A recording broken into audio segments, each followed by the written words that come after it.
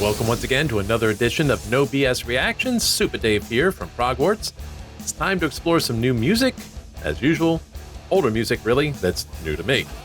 So those of you following along with my reaction videos so far will know I have been exploring Meshuggah for a while. I'm just trying to get more familiar with them and better grasp and understand their extensive influence on progressive rock and especially progressive metal. They're big. So this time around, I am finally getting to a suggestion that I've actually had on my list for a while now, which is The Hurt That Finds You First. That comes from their 2012 album Kolos, and I do not know what Kolos means unless it is actually a reference to Beasts from the Mistborn trilogy of books by, I believe it's Brandon Sanderson or Brian Sanderson. Don't know. Somebody will let me know, I have no doubt. So meanwhile, I apologize to the person who suggested this. I just happened to fail to record your name. So yeah, bad on me. My bad. Anyway, this is Meshuggah, The Hurt That Finds You First. Buckle up.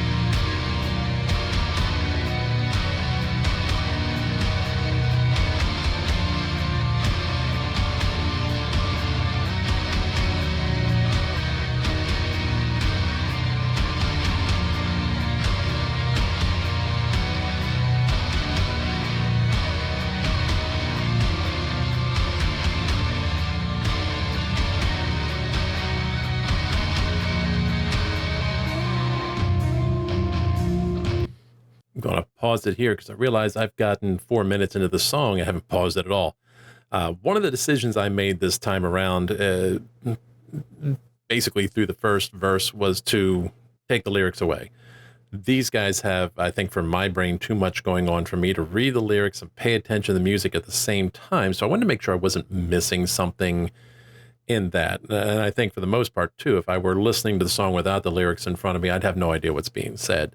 I don't do well, as you may already know, with distorted vocals most of the time. It can be really difficult for me to hear everything. Granted, it becomes easier when you've read it and you can figure out what you're saying, because I can't always hear clean vocals clearly enough to know what's being said. So as has been their tendency at times, they come at you full force, pummeling. It's like you're just being pounded by very quick, like kind of blast beats. I'm not blast beats. I can't say those words. Blast beats kind of approach. It reminds me more of kind of like a hardcore punk approach, where it's just, you're just riffs, bang, bang, bang, bang, bang, bang, bang. That's coming at you, and there's no let up. There's no relief, and it's just coming at you. That intensity, to me, is actually, and again, this is kind of part of what makes me enjoy prog rock, is somewhere along the line, I get a little worn out with that level of intensity without some sort of change up, some sort of shift. My brain starts to get a bit bored. I know it's really, really complex music, but at the same time, the way it's coming strikes me and feels very sort of repetitive and pummeling. And it's not necessarily meant as a criticism. It's merely meant as that's where my brain starts to get a little tired, a little bored, and starts to meander a little bit. So I like the fact that then into this portion, they changed it up a little bit.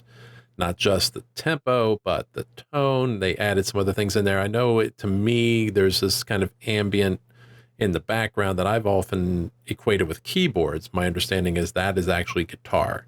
I'm not sure how he's achieving that, except perhaps through some sort of processor or effects that give it that sound of keyboards. The classic example where I can think of, I first heard something like that, goes back to the 80s, and that would be the band GTR, which was Steve Howe of Yes and Steve Hackett of Genesis got together, and with those two guitar giants in the room, it lasted all of one album. But they were doing some things then that were pioneering, that were new, which was processing their guitars through synthesizers, if I'm not mistaken, or some sort of keyboard process that allowed them to play the guitars and use them like one would use keyboards. I shouldn't say play them like that, but the sounds, they could basically use them in place of keyboards, generating the same kind of effect and technique and sounds.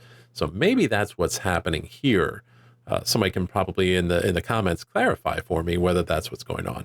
But I like that part. To me, it gives me a little more something to grasp that doesn't just feel like I'm getting punched in the face repeatedly for 3 minutes.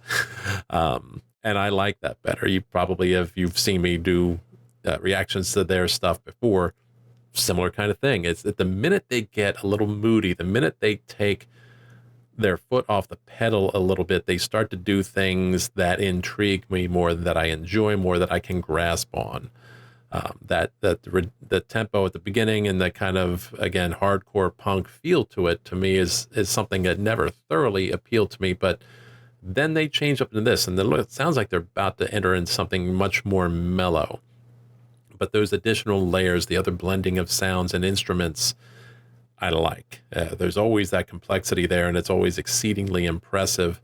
I still struggle with their vocals a bit, and their lyrical content tends to be generally kind of cynical and nihilistic, and I've not seen much change in that, which is cool. You know, they're doing them, and that's their kind of thing. You know, just as Opeth had initially tended to gravitate towards death and the supernatural and things like that, which is probably really overgeneralizing, but let's be honest. So this is, I'm curious where this goes to. There's about 1.5 minutes left in the song. Will they return to those pummeling grooves again and the punk rock thing, or are they going to go over into different directions? I'm curious to see where this lands up.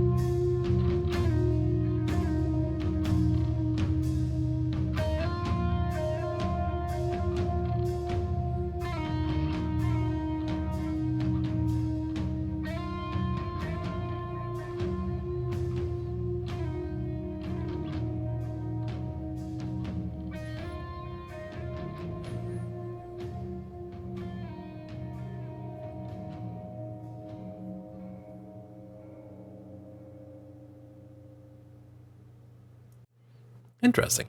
I wasn't quite sure I expected it to go that particular direction. It kind of went into this atmospheric solo echoey guitar kind of situation. Um, for a while there, totally solo guitar. Then they kind of brought the drums back into it a little bit, but then they kind of faded out. Or maybe that was bass. It was very low. It's hard to tell sometimes from my brain, but yeah, it was kind of cool. I didn't see that coming, and I don't know. I wonder if it segues into another song next on the album that would pick up from that quiet passage and then go into something else.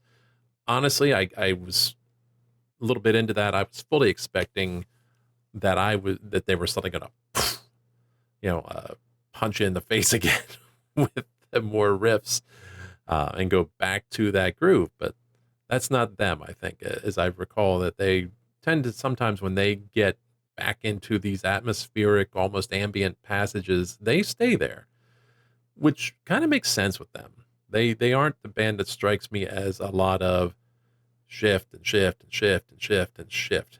Boom, they land in a groove and they go there for a while. And if they shift, they stay there for a while. And they usually don't retrace their steps.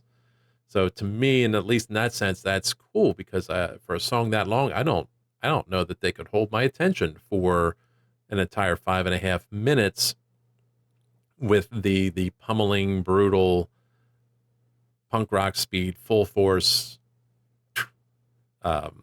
riffs and chord progressions they started with and all that. It's as impressive as it is. I think at times what tends to appeal and attract me is a little more nuance and less of the pummeling.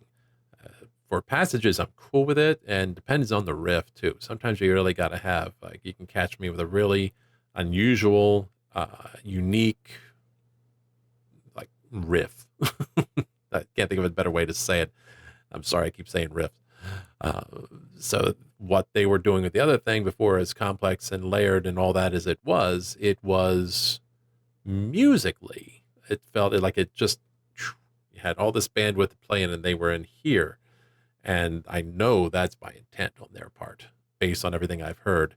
And they were doing something at that moment and that supported the lyrical content and the intent of the song, and then the switch off to the quieter. It was almost like gradual. They had a section there where they ramped it down a little bit, and then they section where they ramped it down a lot more, and then we got to that quiet passage. So the time drop off in tempo, in musical tension, in even layers of instruments down to the minimalist. So part of that may be revealed if I go back and read through the lyrics again. Like I said, I decided to bail out on doing that while listening because, I get lost in it sometimes, a little bit trying to understand and interpret the lyrics and lose portions of the musical content. So I wanted to switch up my approach at this point in time. And again, interesting. The dynamic shifts that these guys go through in the orchestration and just the overall mental imagery that they paint with the music is impressive. And I see why they are as influential as they are. I'm waiting for them to tickle me on an emotional level and connect with me there more so than an intellectual level, which I think I'm still at with them. The intellectual part is there more so than is the emotional connection. And if I were a musician, maybe that would be different. I'm not a musician. So we'll see where things go in the future. But thank you for the suggestion, whoever did suggest this one to me. I dug it. I certainly think it's worth re-listening. We'll see where things go. The rest of you, let me know your thoughts and contents. I know that Meshuggah is big out there, and you guys are absolutely passionate and knowledgeable about them. You keep me up to date. You keep me informed and educated on what Meshuggah is all about and what goes on with them. So I appreciate that. It fills in the gaps on the things I don't understand about them and is helping move me forward with them, and honestly earning a ton of respect for them as a band. Even if they haven't connected with me beyond the intellectual, the respect is absolutely there for these guys. So meanwhile, let me know your thoughts on this song or this album. Let me know if I guessed correctly on where the title comes from. Sometimes interesting to figure out all these things. Once in a while, I find out, oh, I think this album is all about this, and this is what you're suggesting here, and here's the symbolism. And I've talked with people, and they go, nah, we were just high. Okay, fair enough. All right. So meanwhile, if you're leaving comments or whatever, even if you don't, do me a favor, hit the like, hit the subscribe, follow along in the rest of this as I dig more into Meshuggah and other bands. Social media links are in the description, so you can get those there and follow me along out in that little world in my adventures. And don't forget, I've got a prog rock, prog metal channel, nothing but 24/7 prog on the Live 365. It's called The Expanse. The link is below for that as well. On Sundays, it's the Brain Salad Sunday, and we feature nothing but the classic progressive stuff from the 60s and the 70s, all the roots prog you could possibly want. And if you want to check out my backlog of interviews, you can search Bleeding Edge Interviews anywhere you get podcasts, and you can see who I've talked to throughout these past 3 years or so. Most recently, Alberto Bravin, new lead singer of Big Big Train, Steve Hackett, the legendary Steve Hackett, and for those in the Philly area that know him, Preston Elliott, Preston and Steve. He and I spent some time geeking out about Rush as we celebrate 50 years since Rush's debut. That's all I got for you now. Meanwhile, I'm just going to remind you, never fear to deviate from the norm. Keep it froggy. And this is Super Dave, signing off.